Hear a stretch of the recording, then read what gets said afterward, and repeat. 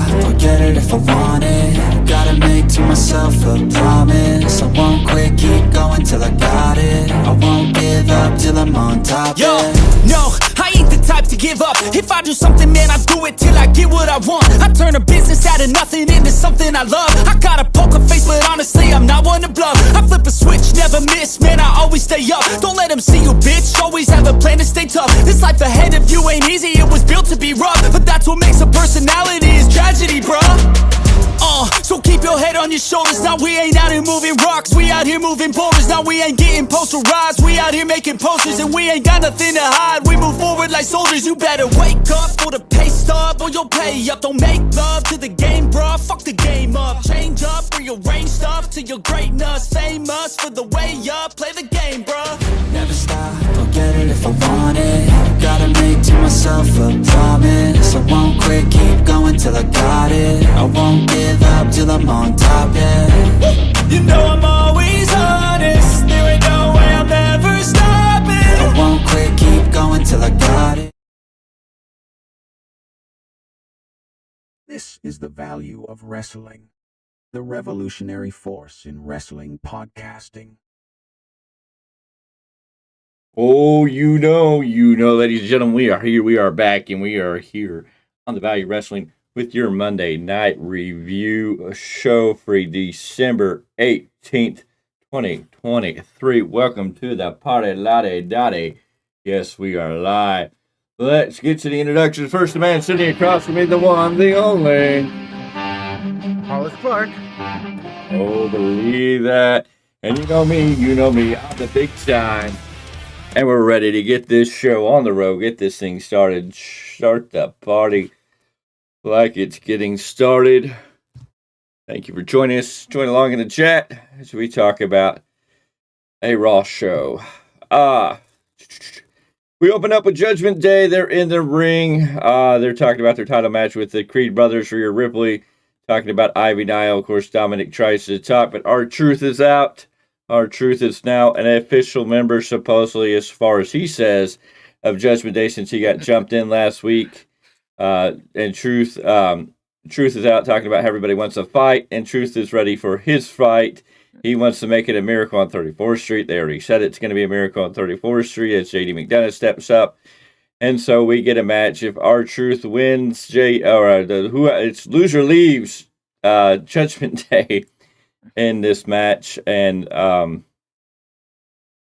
Priest approves of it. So we got R-Truth versus JD McDonough in a Miracle on 34th Street street fight.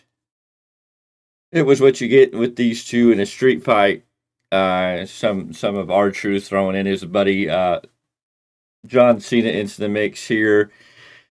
Truth puts him. Let's see. We get Truth putting. Hey, get away. We have Truth putting JD McDonough on the table and goes up. I want to get caught by McDonough, and that's broken up.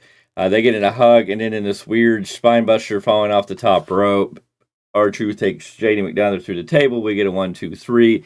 This match went 9 minutes and 52 seconds.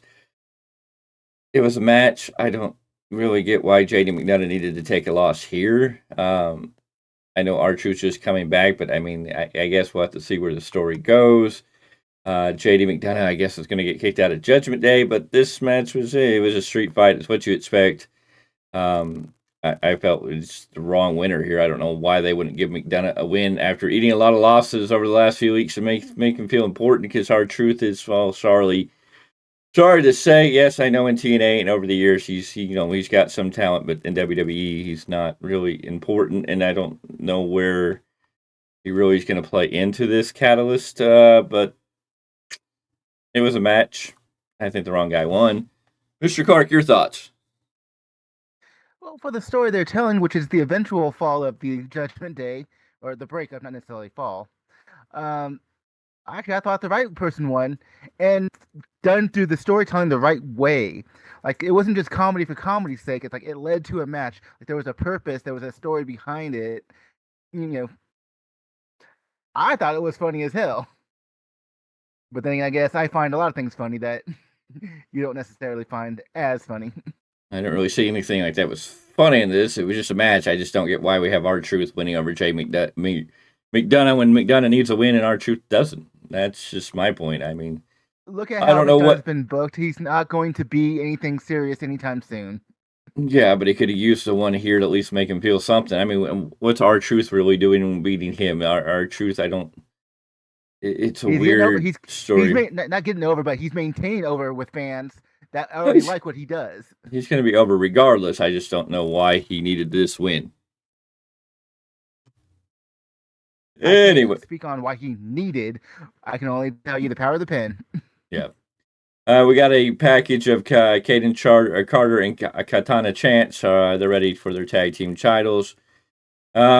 Next out is the one we will never talk about, and Becky Lynch.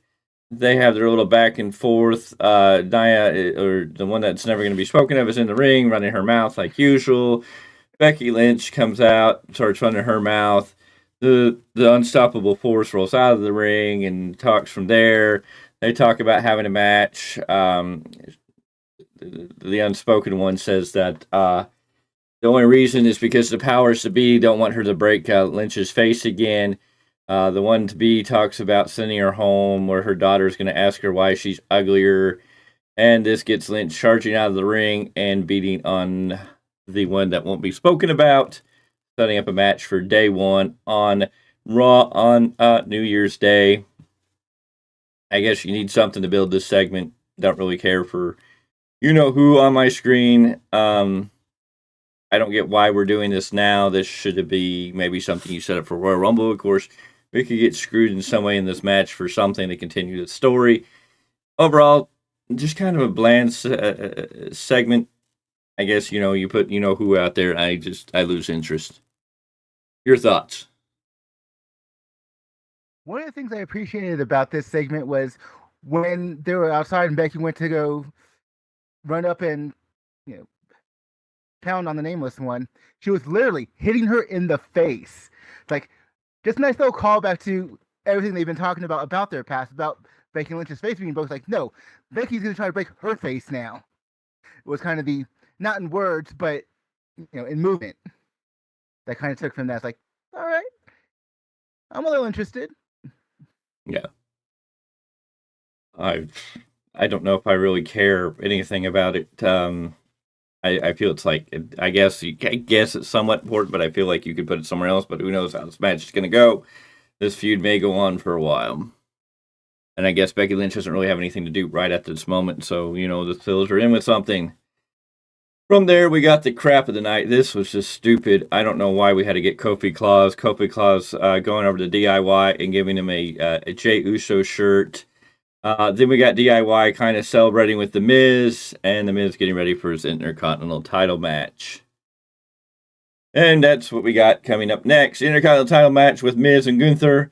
A match that we had to go so long we had to have 2 commercial breaks in the middle of it. It went 21 minutes and 12 seconds. This was a good match. You got what you got between Miz and Gunther. Gunther coming out on top again with a clothesline into another powerbomb, retaining the title.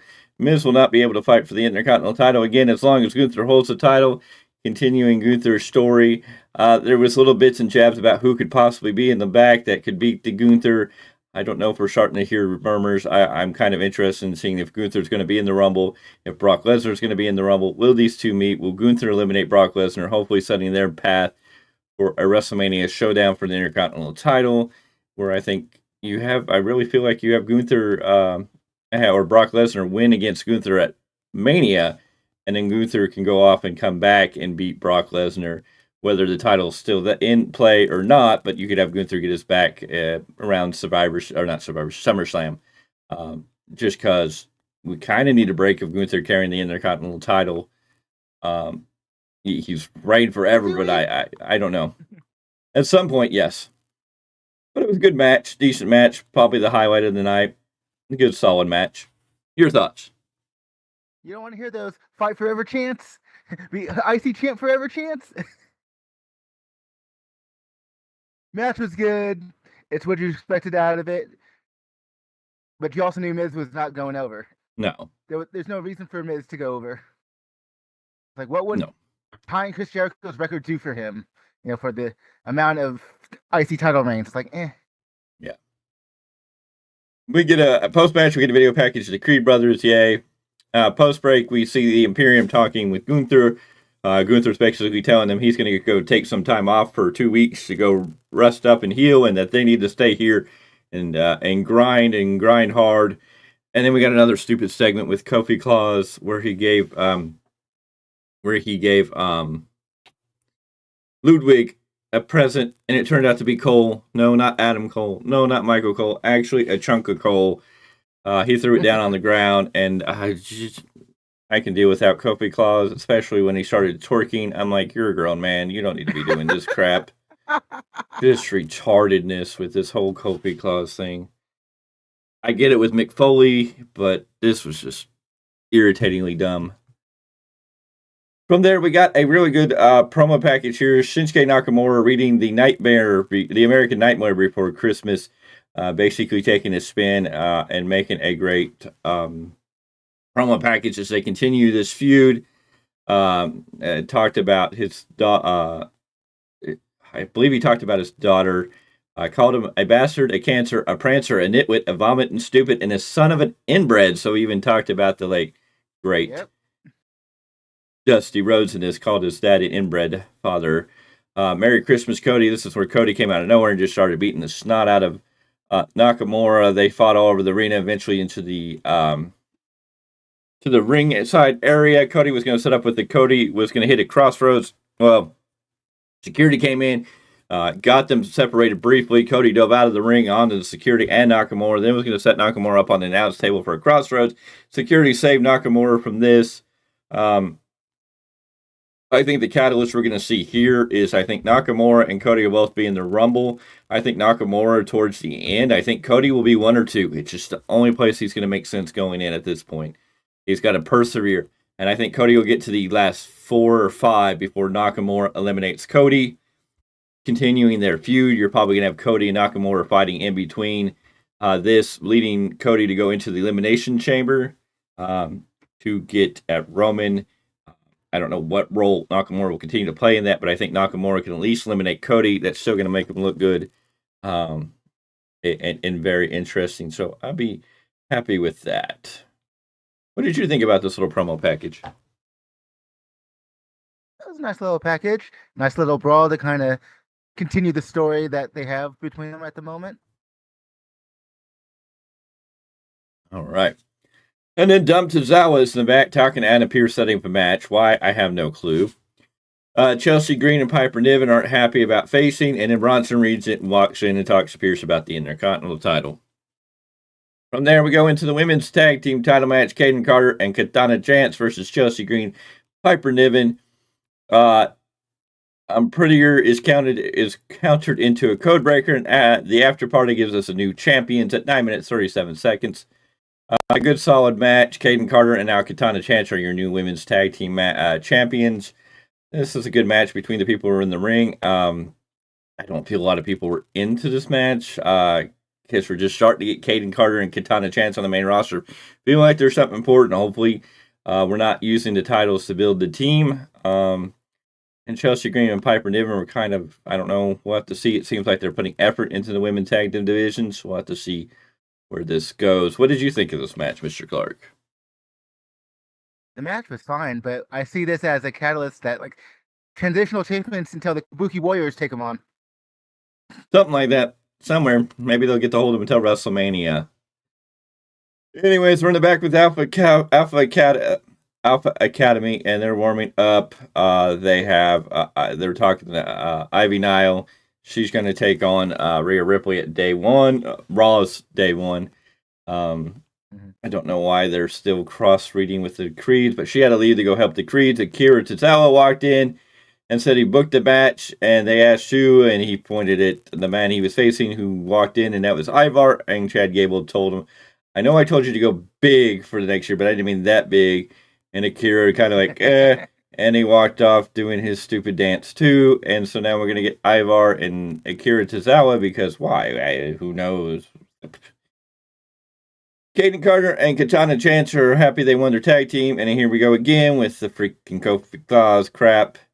And then we get the the champions walk away, leaving us with Shayna Baszler and Zoe Starks, Natalya, and Tegan Nox. And Natalya says it looks like they're going to need contenders for those titles. And Shayna Baszler goes, I think you're thinking the same thing. So now we're getting Shayna Baszler and Zoe Starks versus Natalya and Tegan Nox. That's going on at day 1, too. In a throwaway match, Akira Tozawa versus Ivar. I don't know what to tell you about it. It went 4 minutes. They got up on the rope. Tozawa looked like he was trying to go for some weird Hurun and Karana, but wound up getting hit with a power slam world's strongest slam is what they're calling it here, but it was just basically he jumped for the Ivar had Tozawa and just dove down into a big splash slam, whatever you want to call it. I don't know what to say about this match because there was just nothing to really do with any of it. You kind of wondered why we needed this match, and we got it, and it is what it is. Your thoughts? It's called filler. That's why we needed the match. Sometimes you just got to kill 4 minutes, and then let Ivar kill someone within 4 minutes. That's just what you do. From there, we got a replay of CM Punk and Seth Rollins. We will not be seeing Punk until, I guess, day 1, from what I'm understanding. Unless you're going to live shows, and then he's going around the country wrestling Dominic Mysterio, so that's definitely interesting. And we're here in Iowa, and here's Seth Rollins from Davenport, local boy. He's out here talking about being the world champion, how he's heated up. Briefly touches on Punk, but doesn't really name him. Out comes Drew. It's 2 weeks till day 1, so Drew's out here. He isn't here to fight Rollins. He respects Rollins for coming out and saying what he said to Punk and calling out Punk.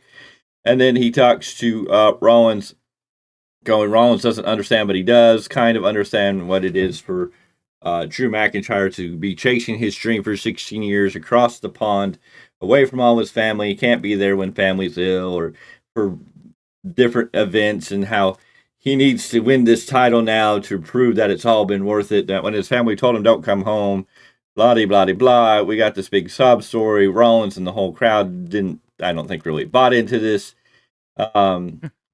Rollins turned it into McIntyre taking responsibility for himself, and Rollins hates Punk, but he pities McIntyre, and starts to walk out, and then McIntyre attacks Rollins from behind, slams him into the barricade on the outside of the ring, tries to take off his jacket, but didn't work out, then picks up Rollins into an Alabama slam, and slams Rollins face first, and chest first, arms, everything, into the in Alabama slam into the steps.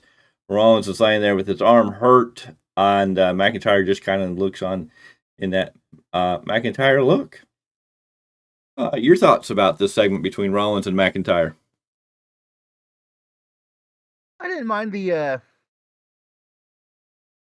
Drew needing validation, part of the promo. Like, it made sense to me, even though he's a heel. Like, it's really setting up that I will do anything, whatever I have to, really put that point across. I thought it was kind of weird when they were on the outside of the ring, and there was twice where he's like, he couldn't decide if he wanted to take his jacket off or not, or if he couldn't, or what the deal was. I was like, whatever, okay. But that Alabama slam onto the steel steps, oh my god, that looks dangerous to me, just because of the sharp edges. Yep. Like, woo, pull that move off wrong, you're gonna have some real repercussions. Yep. Which I suppose is the point. No. From there, we got Cody Rhodes giving the Creed brothers a pep talk and thanking them for saving him last week. And then we get more of Kofi Claus in the ring, throwing out presents. Barrett goes, it's not Santa, it's Kofi Kingston. Yes, we know this. He eventually gets jumped by Ludwig Kaiser, and Vinci, he gets attacked by Imperium. And then, for whatever reason, Jey Uso comes out to save Kofi Kingston, which leads to Jey challenging Ludwig Kaiser at ringside to a match. So we get Jey Uso versus Ludwig Kaiser because, well, who knows? And then, of course, Vinci and Kofi got into it on the outside. A spear into a Uso splash. Match went 10 minutes, 28 seconds. Jey Uso winning here. I don't know it was, it was a good match. Jey Uso and Ludwig Kaiser, a decent match, but I don't really know. It was just kind of weird that Jay's coming out the same Kofi to go into a match with Ludwig. You almost would think DIY, either Ciampa or Gargano would have been better Gargano. choice here. But yeah. Obviously, the logic is the fact that Jey Uso was going to be in the match with them. But I did what I really found interesting was when the Imperium was jumping Kofi Kingston. It's like, so they went all Krampus on his ass.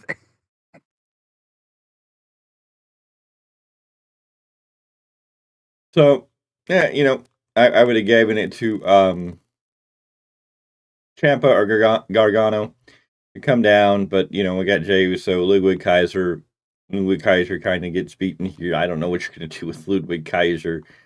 I guess you dress him up like a Koopa, and maybe you let Vinci be Bowser. I don't know. He feels kind of there now. But it doesn't seem like they're breaking up Imperium. They seem to be pulling away from that. So hopefully that is not going to happen, but we'll see how that plays out. Now we're backstage with JD McDonough and the Judgment Day. And luckily, yes, JD McDonough is still in Judgment Day for now. But, yeah, they weren't happy about that. And Rhea Ripley talks about going to day one to face Ivy Nile and putting the women's championship on the line. So we get that. And then finally, we get the Creed Brothers versus Judgment Day for the tag team titles. This was a decent match between the two. Creed Brothers hit the Brutus Ball on 2 different occasions, but it still didn't get them the win here. They hit the Brutus Ball. Priest is down 1-2. Balor comes off with a coup de grace. And then Priest turns it into the ability to hit the South of Heaven on Julius to retain the titles on 16 minutes, 13 seconds. A decent match between these two, but now the Creeds have lost their first match cleanly. Judgment Day retains the titles. I don't know what you do from here. Hopefully we get something else from the Creed Brothers at this point. They had their undefeated streak. They got their tag team title match. They didn't win. Now I don't know where we go with Judgment Day and the titles. I don't know who you have to take the titles off of Judgment Day. I was kind of maybe thinking the Creeds were going to do it here to start a catalyst for the Judgment Day to split, or Damian Priest to go do something, or something to happen here. We'll have to see. I don't necessarily get the build for the Creed Brothers. I've been new team. We got them to tag team titles, but now I'm kind of like, okay, now they've lost the tag team. Now where do you go with them? They still look good. They're not completely like just buried from this loss. They still look like a great team. I don't know. They still need. I feel like this is a team that needs to go heel. I just keep wanting to see them turn on Alpha Academy, and maybe this will be the catalyst. They didn't win the tag team titles, and then Alpha Academy will give them, the pep talk. It's okay. Maybe you give the title shot next to Alpha Academy. Maybe Alpha Academy meets Judgment Day. You let them have the titles and have Alpha Academy and the Creed Brothers fight one another for the titles going into WrestleMania. I don't know if Judgment Day needs the tag team titles going into Judgment Day, really. So we'll see. Maybe you switch it up. Maybe somehow you have maybe you do a 4-man match. Maybe you do Damian Priest and Finn Balor putting the titles on the line against Creed Brothers, Alpha Academy, and then maybe on the other side you put Dom and JD McDonough in that match. And so you think Judgment Day is going to win, and somehow Dom and JD McDonough accidentally win the titles. And then they can go to WrestleMania as the members of Judgment Day with the tag team titles. I don't know. I'm just like, I know Judgment Day with the titles is kind of getting to that point where, like, okay, those titles need to come off them because we need to see where Damian Priest is going to go next. But I don't know. Right. Decent match, but I don't know. Kind of lost that at all. The Creeds look good, but a clean win here kind of threw me off. I thought there would be a little more shenanigans, a little more dirtiness in this, but it is what it is. Your thoughts? I'm actually kind of glad there wasn't a bunch of shenanigans, because now they can tell a clear-cut story. Whatever the new directions are for both teams, they can tell a clear-cut story as opposed to, oh, we're going to muddy the waters a bit and continue this feud. It's like, oh, Yeah. No. I was very surprised, though, in the sense of, like, I couldn't really tell as the match kept unfolding. It's like, which team's going to win? Yeah. So I think it was good that they built the match the way they did. Yeah. I'm very glad there was a clean cut winner, so we can go a new direction with both teams. Oh, hopefully we're going in a new direction. I don't know. I'm not holding my breath. I don't know. Just for Right. me, I feel like the Hill brother, not the Hill brothers, the Creed brothers, just need to be healed. They just seem, they feel healed. They come off healed to me. Like I just feel like they'd be better off coming out heel. And of course with this loss, I'm just like I don't know where they go. But I mean, I think maybe you could have Alpha Academy get the next title match. And then either Creeds could turn on Alpha and cost them the title match, or you give Alpha Academy the titles and the tag team titles so you can get the titles off of Judgment Day, just because I don't know how much more we can really have Judgment Day with the tag team titles, especially with Damian Priest holding the Money in the Bank that has almost become secondary and almost forgotten in a way. And I'm just like, DIY, it's not their time yet. That's the big thing. Miguel, it's not time for them to. It's not DIY. It's just been presented again as a tag team, and they've only been fighting. I mean, they lost to the Creeds, and they've only been fighting Imperium. So I mean, they really haven't had the matches to establish themselves. Now they might show up. They may get their chance at WrestleMania. I don't know if we're running back the NXT because it's Triple H, and you never really got to finish that story between Tommaso Ciampa and Johnny Gargano. So I don't know if you could. If you could have the Alpha Academy beat Judgment Day, then the Creeds turn on Judgment Day, then the Creeds win the title from Alpha Academy at WrestleMania, or maybe before that.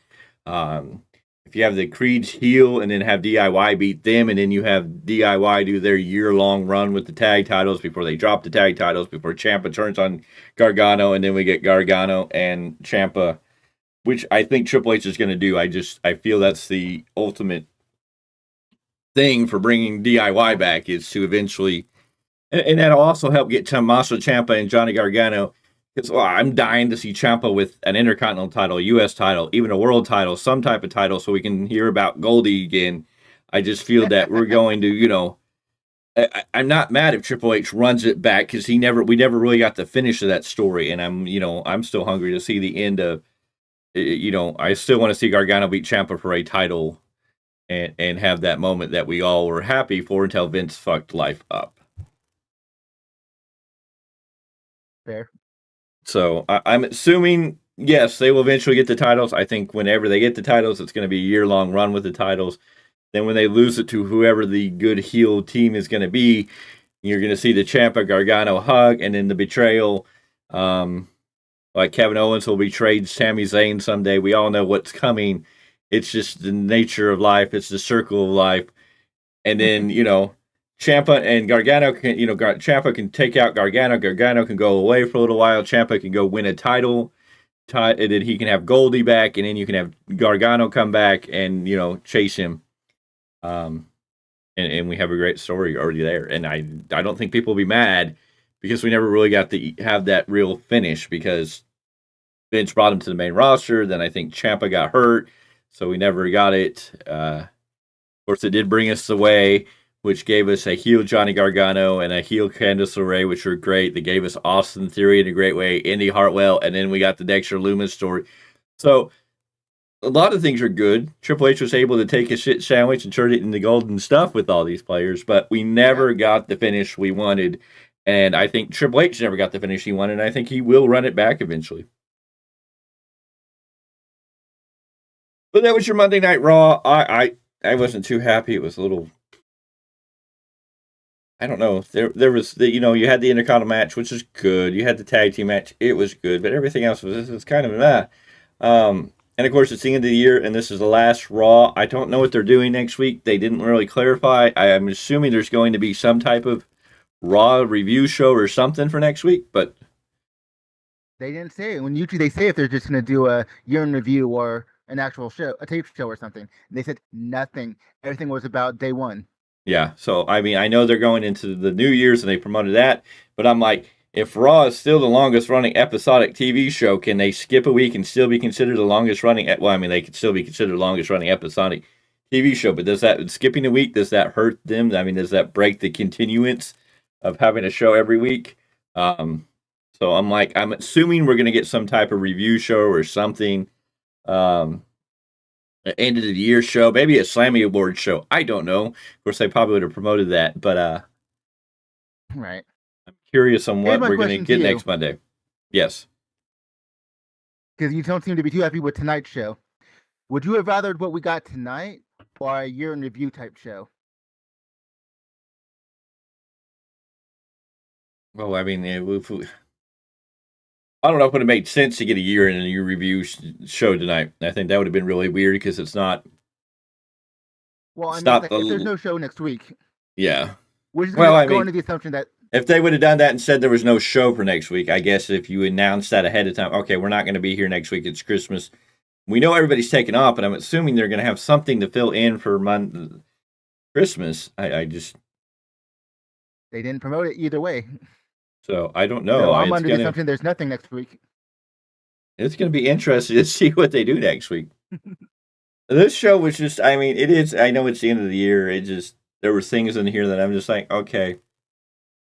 I guess they tried to make it feel important with the women tag titles changing. But overall, I just, a little predictability in it all. Just, it didn't appeal to me. I was just kind of like, nah, I need something more. So we'll see what next year heads into. How that goes. Especially, we came off such a hot last Monday Night Raw. I mean, it was really hard to kind of live up to those standards in that aspect. Still better than anything AEW is putting out right now. So, you know, that's all I can say about that. Really. No lies. So, unfortunately, we got to watch Dynamite this week, and that's going to be the end of all the tournaments, which I think they totally messed up. But I don't know why. And it's just confusing. Why do you want me to watch your Dynamite when you're going to put Jay Lethal versus Mark Briscoe in a match that has nothing to the meaning anymore? You know. Because they fight for pride. What pride? Pride in what? Who can win the match? Why do I care? I mean, you I can didn't love say Mark you would Briscoe. care. You can love Mark Briscoe and Jay Lethal. You can be diehard fans of these guys. Other than them just getting in the ring and beating the snot at each other, it seems pointless. Like, there's nothing to gain out of it. It's just like, I'd be pissed off. If I were Mark or Jay, I'd be like, nah, I don't know if I'd show. I'd be like, why am I going to go out here and get in a match? At least I would probably do it because it's my job. Granted, I understand where your point would be, but I don't know if I'd give my whole 100% because I'd be like, why am I going to go out here and try to hurt myself to prove anything when this is meaningless and I'm being treated like a joke? Why does any jobber go out and do their job? And I also heard for AEW Dynamite, we may get a Christmas dance-off between Prince Nana and Daniel Garcia. I hear there's rumors about something for a Christmas dance-off because they're starting to talk about who the best dancer in AEW is. I'm just saying. Even I don't want to see that. I've heard rumors, and I'm just like, this is what they think is good stuff? And Tony Khan will come out, it's great, it's live, it's right now, watch it, because it's awesome. These awesome chants are, yeah. But don't criticize me, because when you criticize me, it just means that, you know, we're doing great things, because we have 10 great shows in a row. So you can't criticize me. No, you're just haters. Haters love to hate. I'm the last one standing in all this wrestling. Okay. And of course, now let's talk about TNA. Hard to Kill. Scott D'Amore coming out with a big. You'll never guess who's coming. Scott D'Amore is selling something big. They've signed somebody or got somebody coming. And for TNA, that's going to be good because anybody who you know, you're not going to expect this person coming. So anybody they pull out of the hat is probably going to be pretty good for them. And the other side of that, there may be a working partnership between TNA and WWE now. That's the whispers. I mean, So- considering they're already working with the parent company, Yep. thanks to their streaming, like that would be some interesting stuff. I wouldn't be mad about it. But then Tony would Right? feel that he's being picked on. We have better dancing in AEW. Who has better dancing in AEW? Hold on, Miguel. Did you just put your foot in mouth again? And he was doing so well tonight. Do we need to bring you on, sir, so you can do your dance routine to show that you have better dance skills than Nana and Daniel Garcia? Is this what you're telling me? Is this what your 2 cents to throw out there is? We have better dancing than AEW. Who is this we that we're talking about? And be careful who you sell up the river.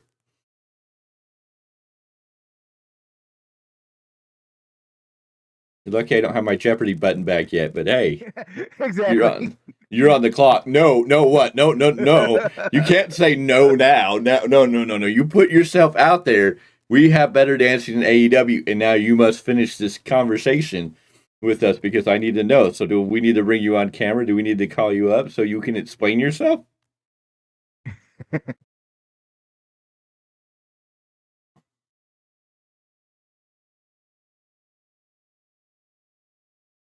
Do do do do do do do.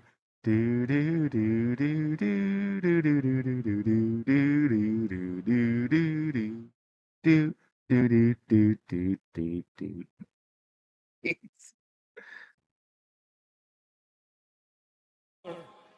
But your father's dead. Oh, I guess we could have it. No, sir. No, what? No. You don't get to just say no. You have to fill in who has better dancing. You said it, and now the question's thrown back to you. Who has better dancing? Who is this we you're talking about? You can keep digging that shovel, you know. You can keep digging that dirt. That hole get deep real quick. Don't make me call you.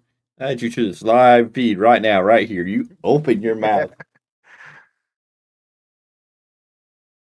So I want to see how you're going to get yourself out of this. Just that, no, sir, no, not going to work here. I want to know who the we are. You know he's gonna keep hounding you even if we go off air. And we're gonna bring it up next on air again. If that's what it takes. Just because you're in the comment section, Miguel, you know you gotta be careful what you say. No doubt about it. No doubt. How did we get way over here? Nope, I'm not digging. I'm just sitting down now. But you haven't filled in the we. That's the thing. I'm too high for this. Oh. Excuses. Oh. I was going to try and find dance music, but I don't know if I have any dance music to throw up on here. I don't know if I have any. I don't know. Anyways. Yes, we're kind of killed time, at least linking this out a little bit, but hey, you want to put your 2 cents out there, put your 2 cents out there. Anyways, ladies and gentlemen, this is The Value of Wrestling. We appreciate you being here. This is Monday Night Raw review. And as always, you're always entitled to your opinion. Of course, we don't necessarily agree. I was not a big fan of this show. I think you enjoyed it a little more than I did. Yeah, I was gonna say. I think I did enjoy it a little bit more than you did. It is what it is. We'll see what day one brings. And we will be back. Well, Monday Night Raw, day one. Because they're calling that episode at day one, which is fine. And then they're going to have New Year's Revolution for SmackDown. And then we got New Year's Evil for NXT. But that's actually, is that a TV show or is that a premium live event? I forget. I actually don't know because I haven't seen the advertisements for it. Yeah. So, anyways, we will be back on Wednesday for Dynamite. We'll be doing that one live. Pray for us. And then we'll be back on Friday night with your SmackDown review. And then I don't know what we're doing for Sunday. Well, we had talked about for the weekly roundup podcast, just kind of taking different people and projecting where they might be in the coming year. What kind of stories or what kind of... No, that would be the Sunday after. New Year's Eve Sunday.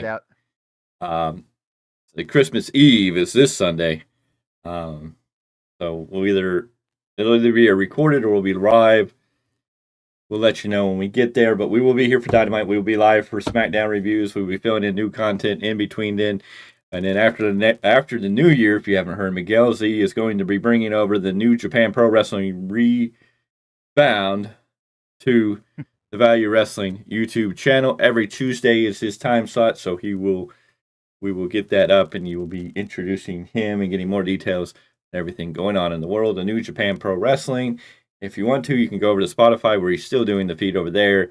Check it out. Get in tune with it. And I think that about sums it up. Is there anything you want to add before we close it up, before we say nighty-night, before we close up shop? Have a good night, folks. Thank you, ladies and gentlemen, for being here. We appreciate you. If you're coming in now, make sure you hit that like button. Make sure you hit that bell for notifications so you always know when new content comes up. And if you're new here, go ahead and hit that subscribe button. If you're watching this later, make sure you hit that subscribe button and share this out with all your friends and family. We're at 156. We still have a few. We have about, let's see, 18, 12. So that's 20. So we have about 13, 14 days left of this month. Maybe we can get to 200 before it's all said and done. That may be a big wishing, but hey, you never know. But anyways, ladies and gentlemen, thank you for being here. And we're going to get out of here and tell you good night. And we'll see you on the next one.